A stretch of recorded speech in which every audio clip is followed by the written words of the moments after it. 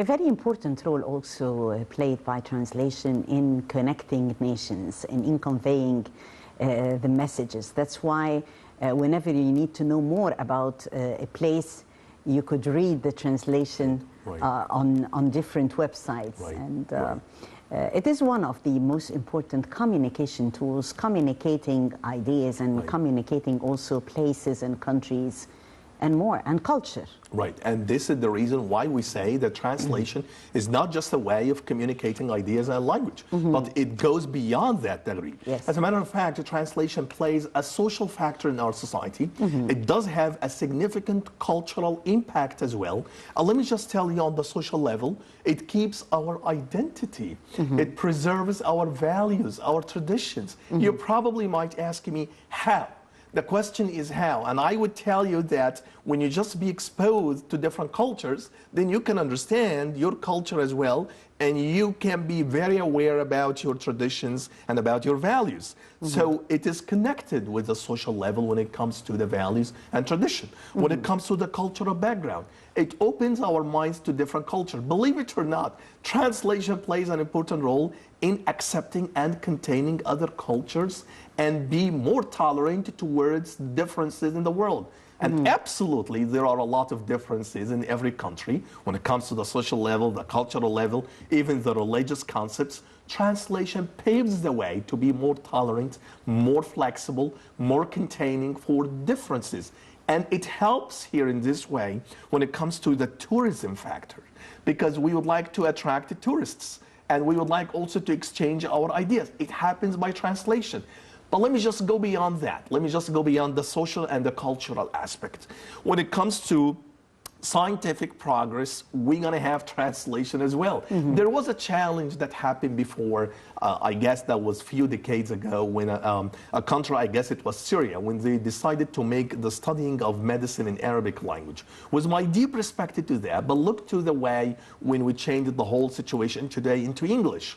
When you just have another language with your first language, it helps in understanding the cultures of the other people. But it also... Especially that in medicine, the culture is a bit universal concerning the terminology.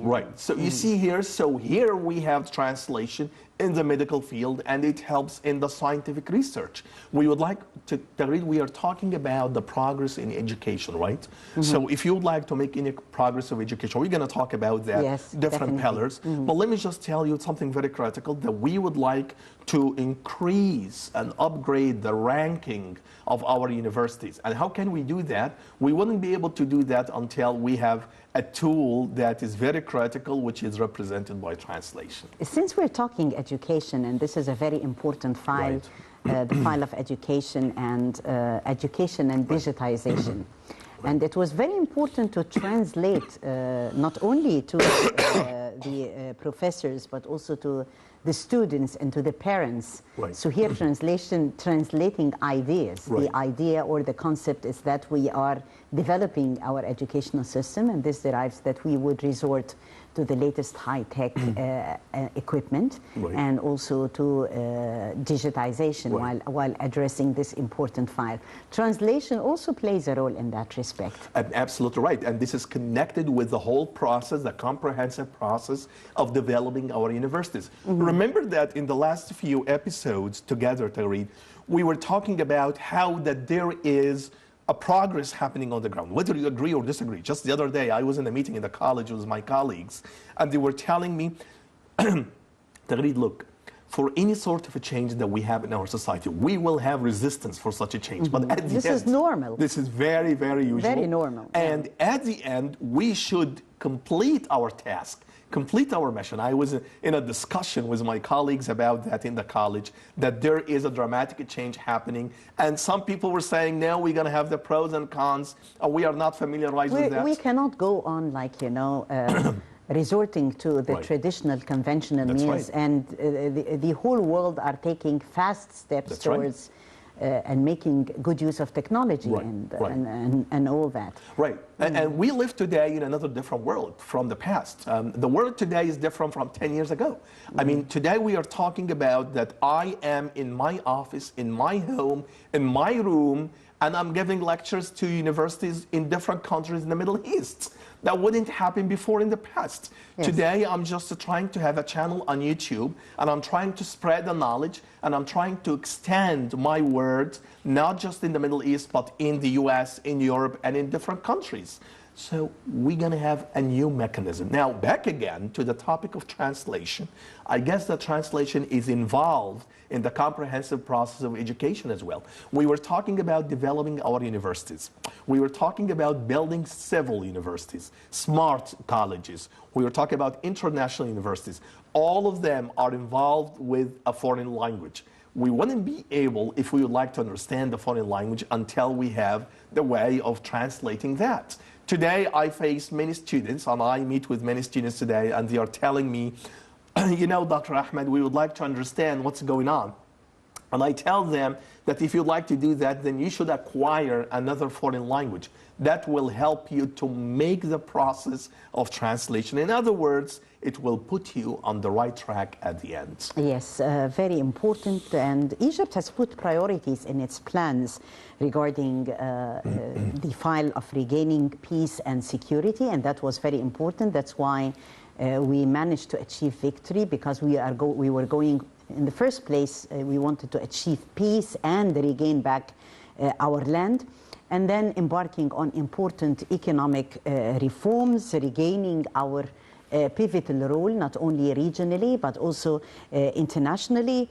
So we are continuing today our battle for development, right, for achieving new cities on solid grounds, international cities. You do have here international cities on Egyptian soil, the new international Galala city, new Alamein, the new administrative capital are all examples, right, of international cities that are being built in Egypt today under the directives of the president, and definitely are going to change the whole the face of Egypt's map at large. That's what's happening today. Probably people sometimes may not realize that there is something happening here. But if you just have a deep look at the situation today, as I said, that we are having the physical part. We are talking about the buildings, we are talking about complexes, we are talking about classes, we are talking about international smart universities and the colleges. And I'm telling you, Terry, because I work as a professor here in a university in Egypt, there is a change even happening when it comes to the syllabi. We were talking before about the digitalizing process, and we were talking about that there must be a change when it comes to the syllabi. Today, there are a lot of updating news. We are changing. Just 2 days ago, I was in a meeting on campus in the college. We were talking about that we're going to have not a traditional lecture, but something that goes beyond the traditional way. It is electronic lectures.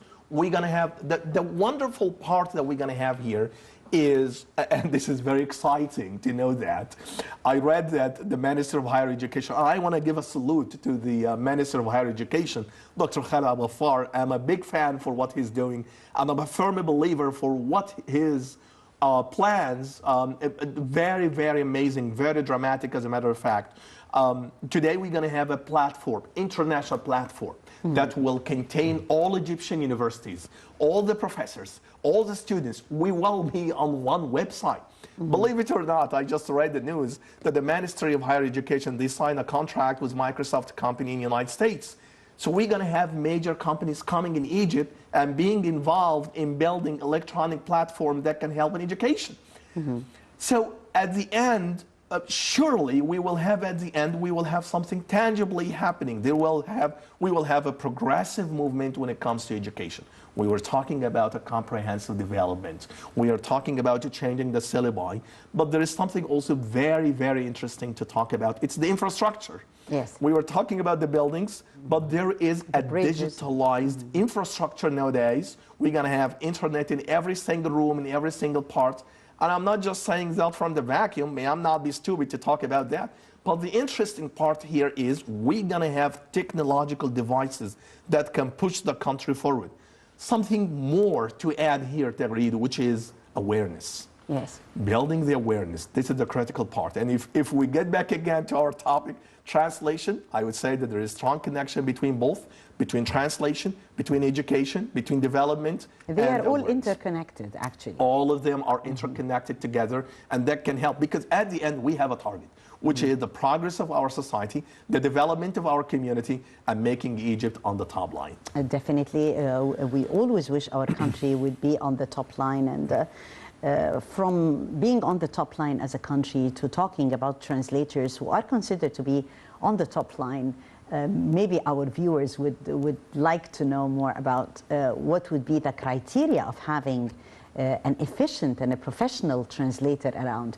Who can we call is doing a good job in this field? I think it's not a good job, it's an amazing job. It's an amazing job, as a matter of fact. I'm talking with passion to read about translation. I studied translation and interpretation as well, and I worked in that field. I'm still working on a professional level when it comes to translation and interpretation. It is something that goes beyond just a job. It's a passion. People sometimes, you know, among the linguists, they have a very controversial argument about that. They could have a contentious argument, if I would say that, that they are talking about whether it's a job, whether it is an art, passion, or whether it's a skill, or what is it? I would say it's a combination of all of that. Translation, it's who we are. And when you talk about language in general, when I was a student, I was studying language, and then I realized how critical it is when you just have the language, when you have the art and the job of translation. You can do whatever you want. You just change the meaning of one word, and probably in this way you can change the whole world. Translation, Tagreed, it's a very, very critical one. And I think that in the future we're going to have a lot of progress based on translation. Definitely, we do have. We are really proud of also of our Arabic language, the language of the Holy Quran, and we're really also very proud of the Arabic calligraphy, and very proud to see also all over the world how it is receptive, you know. So translation is also playing a very important role in that, communicating your language to the world. Remember, Tagreed, that I was reading in history when it comes to translation, not just in the modern Egyptian history, because we were talking about Rafat al-Tahtawi and the College of Al-Azhar. But let me just go back in history. I was reading during the time of the Abbasid Caliphate, during the time of the Abbasid era. I heard that the Caliph at that time, I guess his name was Al-Ma'mun, so he was just funding every project related to translation. He was paying a lot of money to translators. Believe it or not, when I read that, one of the secret ways and one of the key points when it comes to the progress of the caliphate at that time, it's because of the translation. Translation, what translators during his era, during Al-Ma'mun, they were actually translating books from the Greek civilization, from the Latin civilization, from even the Chinese civilization. So see how translation can bring cultures together and people together. That's absolutely right. And he was just funding, giving all the financial support. I was astonished when I read that translators during his time were the highest paid figures in the country at that time. So this is something amazing. And they helped at the end to make a good progress for the whole place. In my humble opinion, Theory, translation can really help in another different way. It can help in a more dynamic way to make people, to change the mindset of the people, to change the ideological background, to make people more accepting to different cultures as well, and to have at the end to increase our loyal sense to our country, Egypt. Yes, very important. And we are always talking about the youth and how we can enrich this sense of belonging to the youth. Today, they are listened to, which is very important. Today, their messages are translated into action. And also, how about translation and special needs? Or Zawil Himam? How can it help? in your opinion? Right. I think translation, again, plays a critical role here when it comes to disabled people or those with the special needs. I think one of the ways that those people that they were having before, the challenge to communicate, the challenge to send a message, the challenge to behave in a very normal way. So translation can really help in that. We have today different applications that can really help as well to communicate in another efficient way. The interesting part that we have here to read, it is you can just find translation, it just being involved in all aspects in our life today. You were just telling me that there are very, very specific criteria when it comes to translators. Absolutely, yes. And when it comes to interpreters as well, yes. And during the break, we were talking about the two scientific researchers. They were talking about the capabilities of the translators and to what extent they can help. Can you imagine, for example, that when I was making interpretation in international conference, I was responsible for sending a message to more than 3,000 or 4,000 persons in a conference. You see how critical it is. When it comes to disabled people and especially needed people, I think translation can change their lifestyle at the end. Definitely. It is more